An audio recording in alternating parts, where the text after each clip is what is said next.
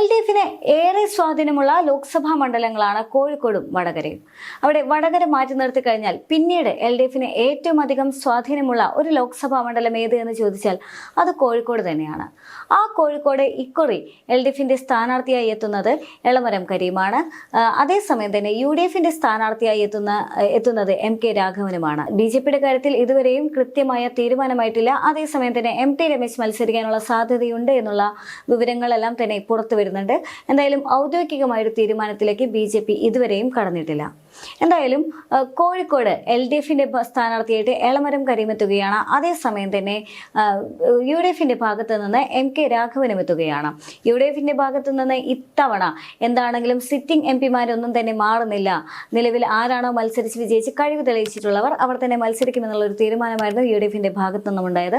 അതുകൊണ്ട് തന്നെ MK രാഘവൻ തന്നെ ആയിരിക്കും കോഴിക്കോട് എന്നുള്ള കാര്യത്തിൽ യാതൊരു തർക്കവുമില്ല. മാത്രമല്ല ഇനി കോൺഗ്രസിന്റെ ഭാഗത്ത് നിന്ന് അത്തരമൊരു തീരുമാനം ഉണ്ടായിക്കഴിഞ്ഞാൽ പോലും, അതായത് നിലവിലെ സിറ്റിംഗ് MP മാർ വേണ്ട എന്നുള്ളൊരു തീരുമാനം ഉണ്ടായിക്കഴിഞ്ഞാലും കോഴിക്കോട് നിന്ന് MK രാഘവന്റെ പേരിന് പകരം മറ്റൊരു പേരും യഥാർത്ഥത്തിൽ കോൺഗ്രസിന് നിർദ്ദേശിക്കാനില്ല എന്നുള്ളത് MK രാഘവൻ കോഴിക്കോട് നേടിയെടുത്ത ഒരു വലിയ ചരിത്രം അല്ലെങ്കിൽ ആ വലിയ ചരിത്രത്തിന്റെ നേട്ടം തന്നെയാണ്. അതേസമയം LDF MK രാഘവനെ പോലുള്ള വലിയ ഒരു ജനപ്രിയനായ ഒരു നേതാവിനെ തളയ്ക്കാനായിട്ട് കളത്തിലിറക്കുന്നത് എളമരം കരീമിനെയാണ് എന്നുള്ളതാണ് ഇവിടെ ഏറ്റവും ശ്രദ്ധേയമായിട്ടുള്ള കാര്യം. എന്തിനാണെങ്കിലും കോഴിക്കോട് ലോക്സഭാ മണ്ഡലം നമ്മൾ പരിശോധിക്കുകയാണെങ്കിൽ കോഴിക്കോട് നോർത്ത്, സൗത്ത്, ബേപ്പൂർ, കുന്നമംഗലം, കൊടുവള്ളി തുടങ്ങിയ നിയോജക മണ്ഡലങ്ങളാണ് കോഴിക്കോട് ലോക്സഭാ മണ്ഡലത്തിൽ ഉൾപ്പെടുന്നത്. അവിടെ കോഴിക്കോട് നോർത്ത്, സൗത്ത്, ബേപ്പൂർ, കുന്നമംഗലം തുടങ്ങിയ ഈ മണ്ഡലങ്ങളെല്ലാം തന്നെ അത് LDFിന്റെ വലിയൊരു കുത്തക തന്നെയുള്ള അല്ലെങ്കിൽ LDFിന്റെ അധീനതയിലുള്ള മണ്ഡലങ്ങളാണ് എന്ന് കാണാൻ സാധിക്കും.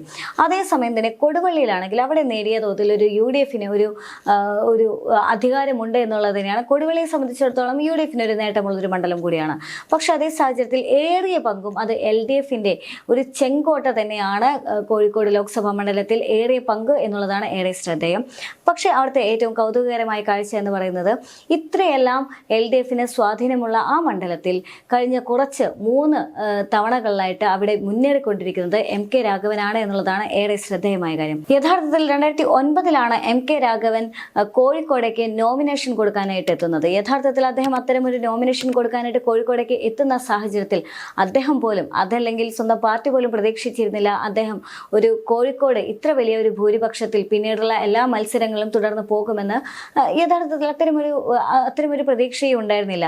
എന്താണെങ്കിലും ഒരു CPMന്റെ കോട്ടയിലേക്ക് ഇറക്കുന്ന ഒരു വ്യക്തി എന്ന നിലയിൽ MK രാഘവനാണ് അവിടെ നോമിനേഷൻ കൊടുക്കാനായി എത്തുന്നു. പക്ഷേ ആദ്യത്തെ തെരഞ്ഞെടുപ്പിൽ MK രാഘവൻ വിജയിക്കുകയാണ്. ആദ്യത്തെ തെരഞ്ഞെടുപ്പിൽ MK രാഘവൻ നേരിയ വോട്ടിന്റെ ഭൂരിപക്ഷത്തിൽ വിജയിക്കുകയാണ്. ആ നേരിയ വോട്ട് എന്ന് പറയുന്നത് 836 വോട്ടുകളാണ്. പക്ഷേ എതിരാളിയായിട്ടുണ്ടായിരുന്നത് PA മുഹമ്മദ് റിയാസ് ആണ്. എന്തായാലും ആ തെരഞ്ഞെടുപ്പിൽ MK രാഘവൻ വിജയിച്ചു പോരുകയാണ്. അതിനുശേഷം പിന്നീടുള്ള തെരഞ്ഞെടുപ്പിൽ MK രാഘവൻ ഏറ്റുമുട്ടുന്നത് A വിജയരാഘവനുമായിട്ടാണ്. അവിടെയും MK രാഘവന് 16,000 വോട്ടുകളുടെ ഭൂരിപക്ഷത്തിൽ അദ്ദേഹം വീണ്ടും ജയിക്കുകയാണ്. അതിനുശേഷം പിന്നീട് അദ്ദേഹം വീണ്ടും ഏറ്റുമുട്ടുന്നത് വീണ്ടും മറ്റൊരു കരുത്തനായ സ്ഥാനാർത്ഥിയായിട്ടുള്ള A പ്രദീപ് കുമാറുമായിട്ടാണ്. പക്ഷേ അവിടെയും MK രാഘവന് വലിയ തരത്തിലുള്ള ഒരു മുന്നേറ്റം ഉണ്ടാവുകയാണ്. അതായത് അതുവരെ ഇല്ലാത്ത വലിയ തരത്തിലുള്ള ഒരു ജനപിന്തുണ അല്ലെങ്കിൽ വോട്ട് ശതമാനം എല്ലാം തന്നെ നേടിക്കൊണ്ട് അദ്ദേഹം വീണ്ടും കരുത്ത് തെളിയിക്കുകയാണ്. സ്വാഭാവികമായിട്ടും നമ്മൾ രാഷ്ട്രീയം പരിശോധിക്കുകയാണെങ്കിൽ ഇത്തരത്തിലുള്ള തെരഞ്ഞെടുപ്പുകളിൽ നിരന്തരമായി ഒരാൾ തന്നെ MP ആയും MLA ആയും തന്നെ എല്ലാം തന്നെ വരുന്ന സാഹചര്യത്തിൽ ഓരോ കാലഘട്ടത്തിലും അവരുടെ വോട്ട് നില അല്പം കുറഞ്ഞു വരുന്നതായാണ് കാണുന്നത്. പക്ഷേ കോഴിക്കോടിനെ സംബന്ധിച്ചിടത്തോളം അഥവാ MK രാഘവനെ സംബന്ധിച്ചിടത്തോളം ആ തോത് കൂടിക്കൊണ്ടിരിക്കുന്ന ഒരു രാഷ്ട്രീയ സാഹചര്യമാണ്. ആദ്യത്തേത് ആ നേരിയ വോട്ട് എന്നുള്ളത് പിന്നീട് 10,000-ലേക്ക് കടക്കുന്നു. പിന്നീട് അവിടെ നിന്നും വലിയ തോതിലുള്ള ഒരു വർധനം ഉണ്ടായിക്കൊണ്ട് അദ്ദേഹം വിജയിച്ചു വരികയാണ്. അതായത് 3 തവണകൾ പിന്നിടുമ്പോൾ അദ്ദേഹത്തിന്റെ ജനസാധ്യത അല്ലെങ്കിൽ ജനങ്ങളുടെ ഒരു പിന്തുണ, പ്രീതി എല്ലാം തന്നെ കൂടി വരുന്ന ഒരു സാഹചര്യം കൂടിയാണ്. അതുകൊണ്ട് തന്നെ സ്വാഭാവികമായും ഇക്കുറി MK രാഘവന് ഒരുപക്ഷെ വലിയ തരത്തിലുള്ള ഒരു പിന്തുണ ലഭിക്കാനുള്ള സാധ്യത ഏറെയാണ് എന്നുള്ള വിവരങ്ങളും പുറത്തു വരുന്നുണ്ട്. പക്ഷേ അതായത് MK രാഘവന്റെ വോട്ട് നില കൃത്യമായി പരിശോധിക്കുകയാണെങ്കിൽ ആദ്യത്തെ മുഹമ്മദ് റിയാസുമായുള്ള ആ മത്സരത്തിൽ അദ്ദേഹം ഒരു 836 വോട്ടുകളുടെ ഭൂരിപക്ഷത്തിൽ കടന്നു കയറിയെങ്കിൽ പിന്നീട് 2014 അതുപോലെ തന്നെ 2019 ലോക്സഭാ തെരഞ്ഞെടുപ്പിൽ അദ്ദേഹം നേടിയ വോട്ടുകൾ പരിശോധിക്കുകയാണെങ്കിൽ 2014 അദ്ദേഹം സ്വന്തമാക്കുന്ന വോട്ടുകൾ എന്ന് പറയുന്നത് 3,97,615 വോട്ടുകളാണ്. അതേസമയം തന്നെ 2019 എത്തുന്ന സാഹചര്യത്തിൽ അത് 4,93,444 വോട്ടുകൾ അദ്ദേഹം നേടി എന്നുള്ളതാണ്. അതായത് വലിയൊരു മികച്ച ഒരു മുന്നേറ്റമാണ് ഓരോ വർഷങ്ങളിലും എം കെ രാഘവനെ സംബന്ധിച്ചിടത്തോളം അദ്ദേഹം നേടിക്കൊണ്ടിരിക്കുന്നത് എന്നുള്ളതാണ്.